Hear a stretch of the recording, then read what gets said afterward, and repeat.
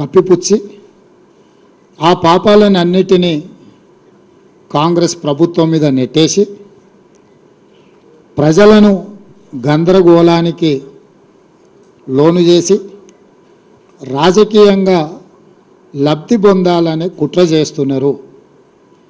ఈ కుట్రకు సంబంధించి నిరంతరం అవాస్తవాలను ప్రచారం కల్పిస్తూ అబద్ధాల ప్రాతిపదికన రాజకీయ లబ్ధి పొందాలని ఈరోజు చంద్రశేఖరరావు, హరీష్ రావు, తారక రామారావు గారు తీవ్రమైన ప్రయత్నం చేస్తున్నారు.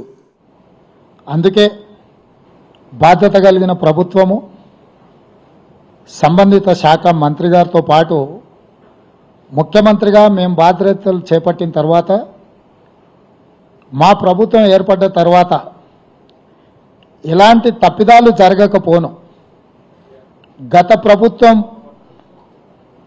ఆంధ్రప్రదేశ్కు లొంగిపోయిన విధానాన్ని కేంద్ర ప్రభుత్వానికి కృష్ణా నది మీద ఉన్న ప్రాజెక్టులను, గోదావరి నది మీద ఉన్న ప్రాజెక్టులను అప్పజెప్పడానికి చేసిన ప్రయత్నాలను ఈరోజు తెలంగాణ ప్రజలకు మీ ద్వారా వివరించడానికి చేస్తున్న ప్రయత్నమే ఈ పత్రికా సమావేశం. మీడియా మిత్రులందరికీ ఆంధ్రప్రదేశ్ రీఆర్గనైజేషన్ యాక్ట్ 2014 రాష్ట్ర పునర్విభజన చట్టము 2014 మీకు గుర్తు చేయాలని ఈ పునర్విభజన చట్టంలో part 9 management and development of water resources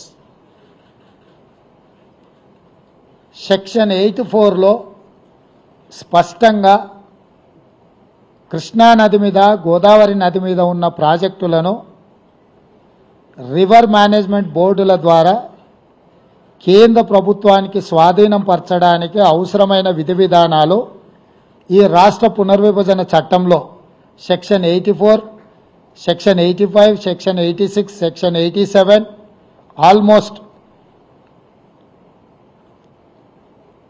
section 88, 89 వరకు 84లో మొదలయ్యి 89 వరకు ఈ సెక్షన్లలో స్పష్టంగా కృష్ణా గోదావరి నదుల మీద ఉమ్మడి రాష్ట్రంలో నిర్మించిన ప్రాజెక్టులను అన్నిటిని కూడా కేంద్ర ప్రభుత్వానికి స్వాధీనం చేయడానికి విధి విధానాలను ఖరారు చేయడమే కాకుండా ఈ ప్రాజెక్టుల యొక్క మేనేజ్మెంట్ కోసము, నిర్వహణ కోసము, కొత్త ప్రాజెక్టుల నిర్మాణం కోసము ఎవరెవరు ఉండాలనేది కూడా ఇందులో రాసిండ్రు. దీంట్లో minister of water resources, government of India చైర్పర్సన్గా, government of Andhra Pradesh chief minister మెంబర్గా, government of Telangana chief minister ఇంకొక మెంబర్గా, అంటే కేంద్ర ప్రభుత్వము జలశక్తి మంత్రి చైర్మన్గా, ఆంధ్రప్రదేశ్ తెలంగాణ రాష్ట్ర ముఖ్యమంత్రులు మెంబర్స్గా వండుకుంటూ దీని విధి విధానాలను ఖరారు చేస్తూ ప్రాజెక్టుల యొక్క నిర్వహణ, కొత్త ప్రాజెక్టులు నిర్మించాలనుకుంటే తీసుకోవాల్సిన నిర్ణయాలు ఫిబ్రవరి 2, 2014 నాడు పార్లమెంటులో ఆమోదం పొందడం జరిగింది. ఆ రోజు కల్వకుంట్ల చంద్రశేఖరరావు గారు పార్లమెంటు సభ్యుడే కాకుండా ఈ పునర్విభజన చట్టం మీద ఎప్పుడు చర్చకు వచ్చినా ఆనాటి కేంద్ర ప్రభుత్వం ప్రతి అక్షరం నన్ను అడిగి, నన్ను సంప్రదించి ఈ చట్టాన్ని రూపొందించిండ్రు. దీనికోసం ఎన్నో రాత్రులు నేను నిద్రపోకుండా ఈ పునర్విభజన చట్టాన్ని రాపిచ్చిన అని చంద్రశేఖరరావు చెప్పిండు. ఈరోజు మేము చంద్రశేఖరరావు గారిని సూటిగా ప్రశ్నిస్తున్నాం. 2014 రాష్ట్ర పునర్విభజన చట్టం మీరు పార్లమెంట్ సభ్యుడిగా లోక్సభలో ఉన్నప్పుడే ఆమోదం పొందింది. ఆనాటి ప్రభుత్వం మిమ్మల్ని అడిగి మీ సూచనల మేరకు, మీ సలహాల మేరకు మీరే ఈ పుస్తకానికి, ఈ చట్టానికి రచయిత, మీరే కథా కథనం నిర్వహించి ఈ చట్టాన్ని తెచ్చిండ్రు. ఈరోజు కృష్ణానది మీద ఉండే ప్రాజెక్టులను శ్రీశైలం, నాగార్జున సాగర్ కేంద్ర ప్రభుత్వానికి అప్పజెప్పడానికి ఈనాటి కాంగ్రెస్ ప్రభుత్వం ప్రయత్నం చేస్తుందని మా మీద ఏదైతే ఆరోపణ చేస్తుండ్రో అసలు ఈ ప్రాజెక్టులను కేంద్ర ప్రభుత్వానికి అప్పజెప్పడానికి పునాది రాయబడ్డదే 2014లో మీరు ఎంపీగా ఉన్నప్పుడు మీ అనుమతి మేరకు మీ సూచన మేరకు ఆనాడు కేంద్ర ప్రభుత్వము ఈ చట్టాన్ని రూపొందించింది. ఈ చట్టాన్ని రూపొందించినప్పుడు ఈ చట్టాన్ని లోక్సభలో రాజ్యసభలో ఆమోదం పొందినప్పుడు మీ పార్టీ ఎలాంటి అభ్యంతరం పెట్టకపోను ఈ చట్టాన్ని ఆమోదించడానికి మీరు కూడా ఓట్లేసి ఈ చట్టాన్ని రూపొందించారు. అంటే ఈరోజు ప్రాజెక్టుల అప్పగింత వల్ల తెలంగాణకి ఏదైనా నష్టం జరుగుతుందంటే ఈ చట్ట రూపకల్పనలో భాగస్వాములు బాధ్యులు చంద్రశేఖరరావు అదేవిధంగా కేశవరావు గారని నేను ఈరోజు ఆరోపణ చేయదలుచుకున్నా. రాజ్యసభలో కేశవరావు గారు ఉన్నారు, లోక్సభ పక్ష నాయకుడిగా చంద్రశేఖరరావు ఉన్నాడు. అంటే టీఆర్ఎస్ పార్టీ ఆమోదం మేరకే ఈ చట్టాలను ఆమోదం చెందింది. ఈ చట్టం ఇట్లా రావడానికి కారణం చంద్రశేఖరరావు గారని మా ప్రభుత్వం మొట్టమొదటి ఆరోపణ చేస్తుంది. అదేవిధంగా గోదావరి నది కృష్ణా నది మీద నికర జలాలు బచావత్ ట్రిబ్యునల్ ఆనాటి ఉమ్మడి రాష్ట్రానికి కేటాయించింది 811 టీఎంసీలు. 811 టీఎంసీలు ఆనాడు ఉమ్మడి ఆంధ్రప్రదేశ్కు అంటే మహారాష్ట్రకు కర్ణాటకకు ఉమ్మడి ఆంధ్రప్రదేశ్కు పంపకాలలో ఉమ్మడి ఆంధ్రప్రదేశ్కు కేటాయించిన నీళ్లు బచావత్ ట్రిబ్యునల్ 811 టీఎంసీలు. ఈ 811 టీఎంసీలు 2014 జూన్ 2 నాడు ఆంధ్రప్రదేశ్ తెలంగాణ రాష్ట్రం 2 రాష్ట్రాలుగా 2 ప్రభుత్వాలుగా ఏర్పడ్డ తర్వాత ఈ 811 టీఎంసీల నీళ్లను ఇరు రాష్ట్రాలు ఏ విధంగా వినియోగించుకోవాలి, పంపకాలు ఏ విధంగా జరగాలి అని చెప్పి ఆనాటి కేంద్ర ప్రభుత్వము ఇరు రాష్ట్రాల ముఖ్యమంత్రులను సంప్రదించి అధికారుల సమావేశాన్ని ఏర్పాటు చేసి June 18, 19, 2015 Krishna river management board సమావేశాన్ని నిర్వహించింది. ఈ సమావేశంలో ఆనాటి ముఖ్యమంత్రి చంద్రశేఖరరావు గారు, ఆనాటి సాగునీటి పారుదల శాఖ మంత్రి హరీష్ రావు గారు, ఆనాడు జల వివాదాల సలహా సభ్యుడు విద్యాసాగర్ రావు గారు, ఆనాటి ఈఎన్సీ మురళీధర్ రావు గారు వీళ్ళందరూ కలిసి చేసిన నిర్ణయాన్ని ఆనాటి irrigation principal secretary S K Joshi గారు సమావేశంలో పాల్గొని 512 టీఎంసీలు ఆంధ్రప్రదేశ్, 299 టీఎంసీలు తెలంగాణ రాష్ట్రము వాడుకునే విధంగా ఒప్పందాలు చేసిన మీటింగ్ మినిట్స్, అందులో సంతకాలు ఎస్కే జోషి తెలంగాణ రాష్ట్ర ప్రభుత్వం తరఫున, ఆంధ్రప్రదేశ్ తరఫున ఆదిత్యనాథ్ దాస్ ప్రిన్సిపల్ సెక్రటరీ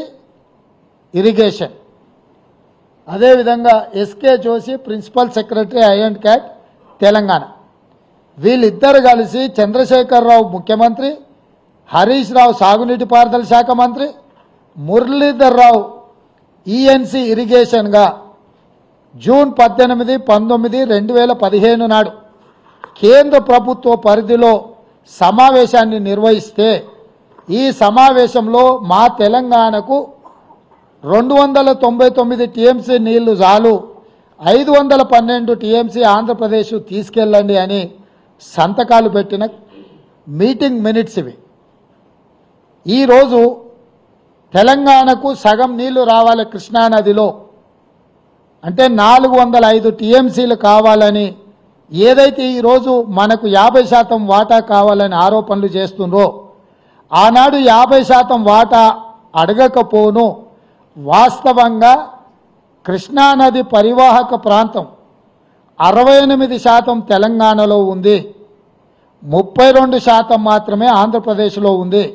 అంతర్జాతీయ నీటి వినియోగ విధి విధానంలో పరివాహక ప్రాంతం ఎంతైతే ఆ రాష్ట్రంలో ఉంటుందో ఆ మేరకు అంత శాతం నీళ్ళు ఆ రాష్ట్రానికి ఇవ్వాలని అంతర్జాతీయ నీటి విధి విధానాలు చెప్తున్నాయి.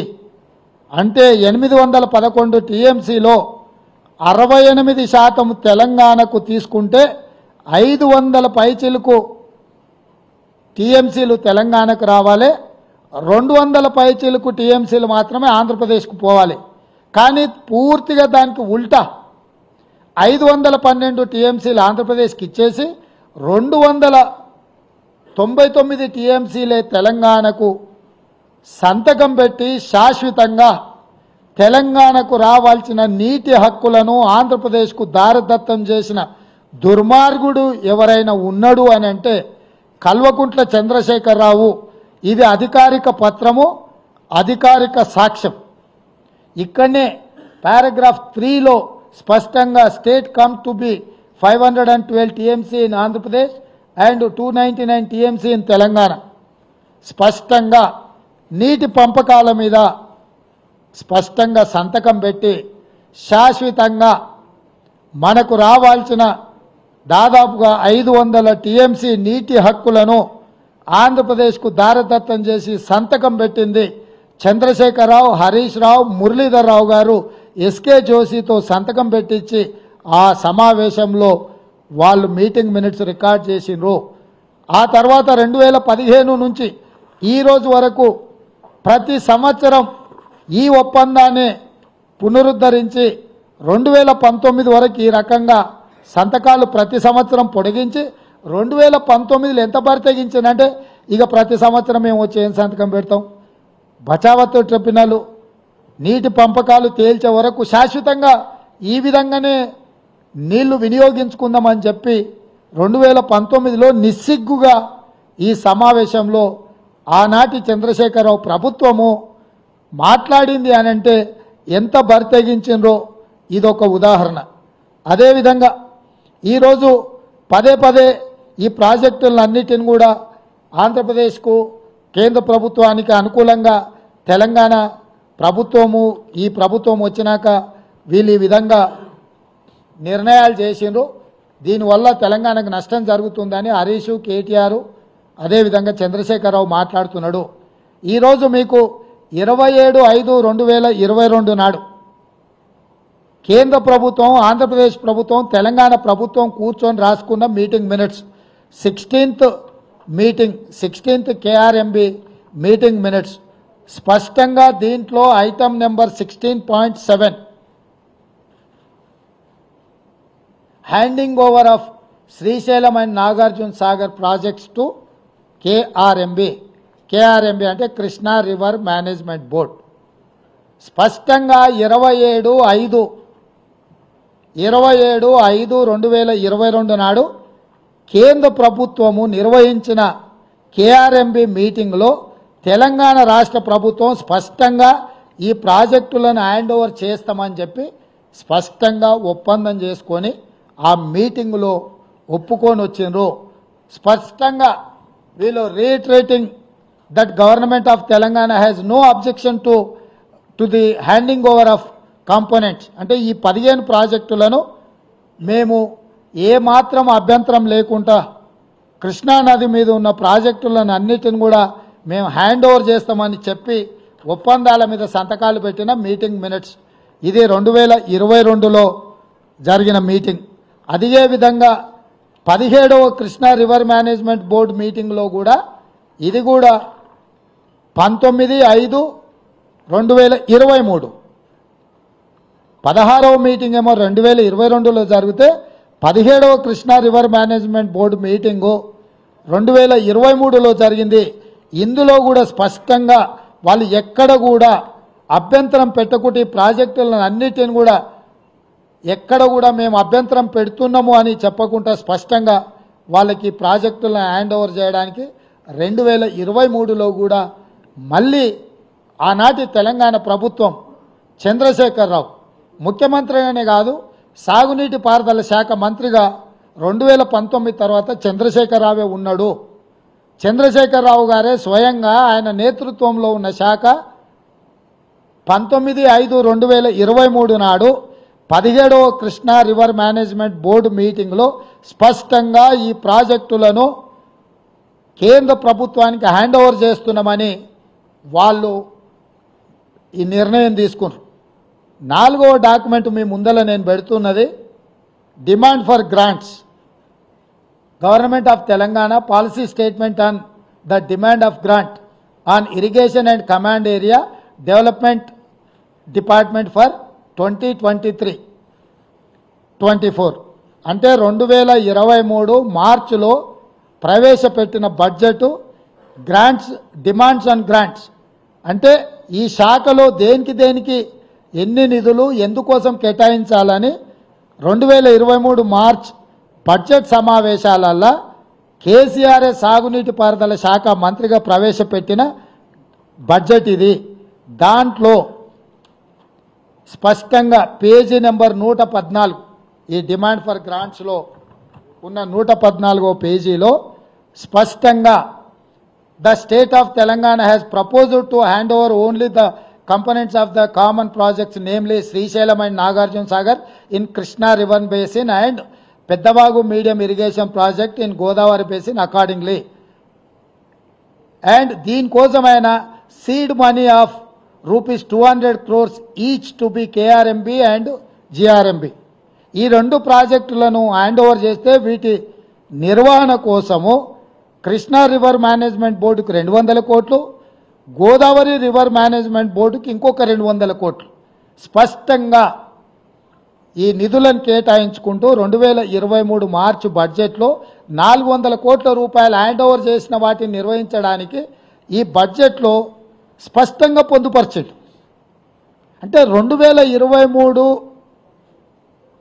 బడ్జెట్లోనే గోదావరి కృష్ణా రివర్ మేనేజ్మెంట్ బోర్డులకు ఈ ప్రాజెక్టులను హ్యాండ్ ఓవర్ చేసిన తర్వాత నిర్వహించడానికి అయ్యే ఖర్చులకు 200 కోట్లు 400 కోట్ల రూపాయలను కేటాయించడానికి ఇగో చంద్రశేఖరరావు చీఫ్ మినిస్టర్ ఈ బుక్ మీద కింద పేరుంది.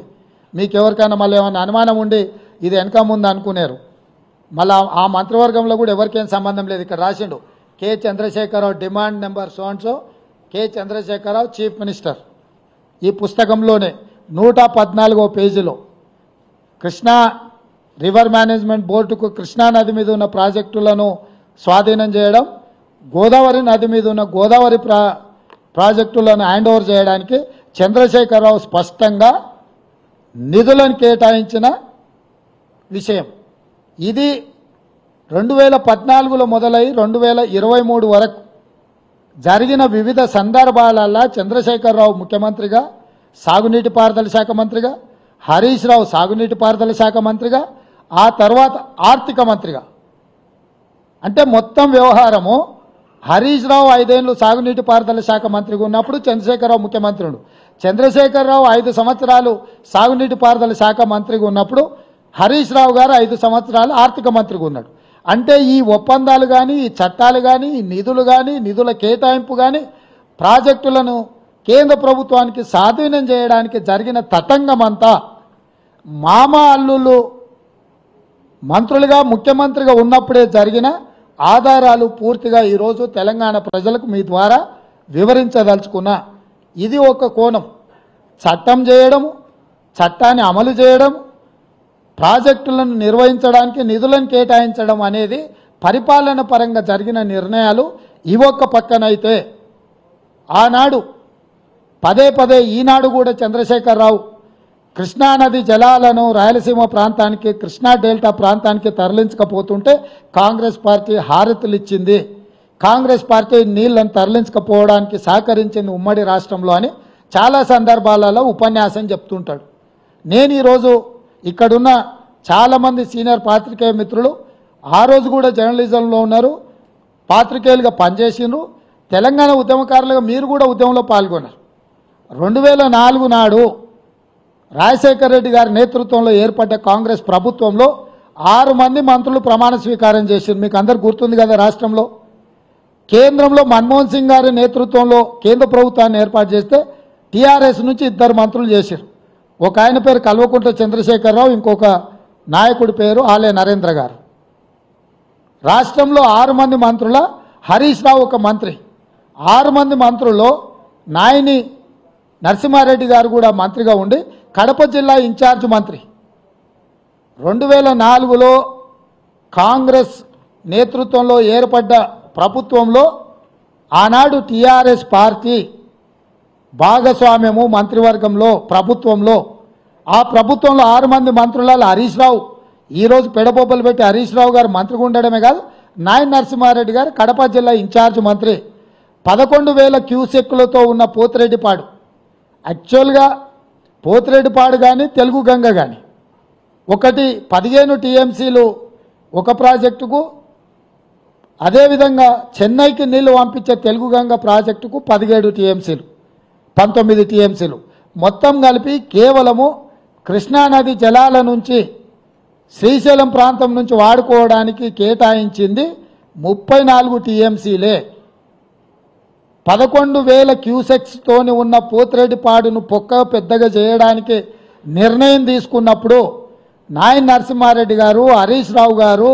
ఆనాటి చంద్రశేఖర్ గారు విజయరామారావు గారు కెప్టెన్ లక్ష్మీకాంతరావు గారు వీళ్ళందరూ కూడా మంత్రివర్గంలో ఉన్నప్పుడే రాజశేఖర్ రెడ్డి గారు రాయలసీమకు 11,000 క్యూసెక్స్ నుంచి 44,000 క్యూసెక్లకు పోతిరెడ్డిపాడు పొక్కను పెద్దది చేసి నీళ్లు తీసుకుపోయే నిర్ణయం జరిగినప్పుడు రాష్ట్రంలో వీళ్ళు మంత్రులు కేంద్రంలో కేసీఆర్ మంత్రి ఈరోజు కాంగ్రెస్ పార్టీ తెలంగాణ నాయకులను దోషులుగా ఆరోపణ చేస్తున్న చంద్రశేఖరరావు నీ గత చరిత్ర ఒక్కసారి వెనక్కి తిరిగి చూసుకో పోతిరెడ్డిపాడు ద్వారా అత్యధికంగా నీళ్లు తరలించుకెళ్లాలని నిర్ణయం జరిగినప్పుడు ఆనాటి నీ సహచరుడు నాయన నరసింహారెడ్డి గారే కడప జిల్లా ఇన్ఛార్జ్ మంత్రి నీ అల్లుడు ఆనాటి మంత్రివర్గంలో మంత్రులు మీరు ఆనాడు పదవులకు ఆశపడి పెదవులు మూసుకొని రాజశేఖర రెడ్డి గారి దగ్గర లొంగిపోయి తొత్తులుగా ఉండి ఆనాడు పోతిరెడ్డిపాడు పొక్క పెద్ద చేసినప్పుడు కొట్లాడింది కీర్తిశేషులు పి జనార్దన్ రెడ్డి మరి శశిధర్ రెడ్డి హైదరాబాద్ బ్రదర్స్గా తెలంగాణకు తీరని అన్యాయం జరుగుతుందని పోతిరెడ్డిపాడు ద్వారా నీళ్లు తరలిస్తే తెలంగాణ ఎడారిగా మారుతుందని కొట్లాడింది తెలంగాణ కాంగ్రెస్ పార్టీ నాయకులు పి జనార్దన్ రెడ్డి మర్రి శశిధర్ రెడ్డి మేము అభ్యంతర పెట్టిన రోజు మా నాయకులు అభ్యంతర పెట్టిన రోజు నువ్వు మా వాళ్ళకి అండగా నిలబడకుండా నువ్వు రాజశేఖర రెడ్డి గారికి అండగా నిలబడి ఆనాడు పదవుల కోసం తెలంగాణ హక్కులను తాకట్టు పెట్టిందే ఈ చంద్రశేఖరరావు ఇవాళ ఆ 44,000 క్యూసెక్స్ని 80,000 క్యూసెక్స్కి జగన్మోహన్ రెడ్డి మళ్ళీ వచ్చిన తర్వాత వీటిని పెంచడానికి ప్రయత్నం చేసిండు ఇది పక్కన పెడితే తెలంగాణకు పూర్తిగా ఎడారిగా మార్చే Rayalaseema lift irrigation GO RT number 203 ఎన్నడొచ్చింది GO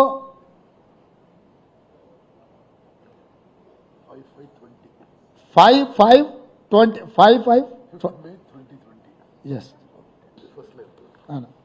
GO number 203 5th May 2020 నాడు ఈ టెండర్ పిలిచిండ్రు ఈ జీవో వచ్చింది అంటే దాదాపుగా పర్ డే 8 టీఎంసీని తీసుకెళ్లడానికి రాయలసీమకు స్పష్టంగా Andhra Pradesh had issued GORT number 203 dated 5/5/2020 to take up Rayalaseema lift irrigation to draw 92,592 cusecs అంటే 8 TMC పర్ డే 8 TMCలు రాయలసీమ లిఫ్ట్ ద్వారా పోతిరెడ్డిపాడు పక్కనే ఇక్కడి నుంచి నీళ్లు తరలించడానికి ఎఫ్ఆర్ఎల్ లెవెల్ 797 అంటే కుండకు సైడ్ నుంచి బొక్క పెట్టలే కుండ కింది నుంచి బొక్క పెట్టాడు రాయలసీమలో 834 ఫీట్ లెవెల్లో నీటి నిల్వ ఉంచాలి అని అంటే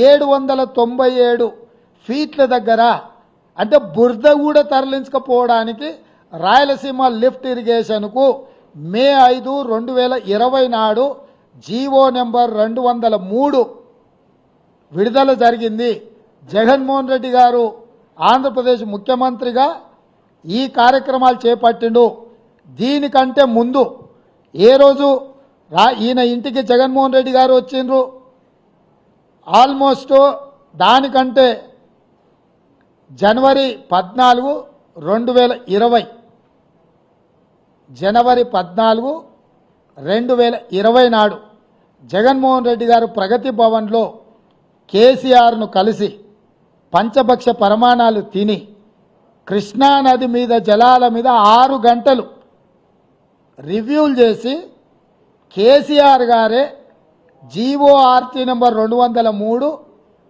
2020 నాటిది రాయలసీమ లిఫ్ట్ ఇరిగేషన్కు ప్రగతి భవన్లో కేసీఆర్ జగన్మోహన్ రెడ్డి కూర్చొని 6 గంటలు ఈ మొత్తం సాగునీటి ప్రాజెక్టుల మీద సమీక్ష చేసి రాయలసీమ లిఫ్ట్ ద్వారా పర్ డే 8 టీఎంసీలు తరలించకపోవడానికి కేసీఆర్ అనుమతి ఇచ్చిండ్రు.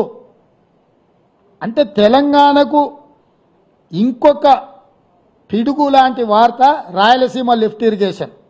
తండ్రి పోతిరెడ్డిపాడు పొక్కబెట్టి 4 టీఎంసీలు పర్ డే తరలించకపోతే కొడుకొచ్చి కేసీఆర్ ఇంటికే వచ్చి ప్రగతి భవన్లో ప్రజల సొమ్ముతో కట్టిన ప్రగతి భవన్లో వీళ్ళిద్దరు పంచపక్ష ప్రమాణాలు తిని 6 గంటలు కృష్ణానది జలాల మీద చర్చలు చేసి రోజుకి 8 టీఎంసీల నీళ్లు రాయలసీమ లిఫ్ట్ ద్వారా తరలించకపోవడానికి కేసీఆర్ అనుమతించి కేసీఆర్ ఇంట్లోనే ఆమోదం పొందిన జీవో 203 మీకు మే 5, 2020 నాడు దీనికి ఆమోదం పొందారు.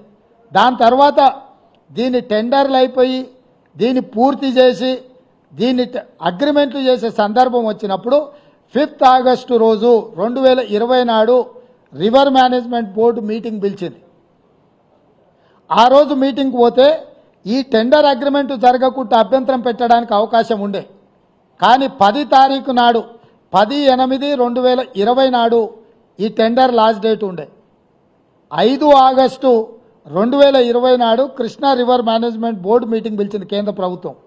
5 తారీఖు నాడు వెళ్ళి ఈ 203 జీవో మీద అభ్యంతరం పెట్టి ఈ టెండర్లను కొనసాగించకుండా టెండర్ల ఒప్పందాలు జరగకుండా టెండర్లను అడ్డుకోవడానికి అవకాశం ఉంటే చంద్రశేఖరరావు గారు 5 ఆగస్టు 2020 నాడు సమావేశానికి పోకుండా ఒక లేఖ రాసిండు.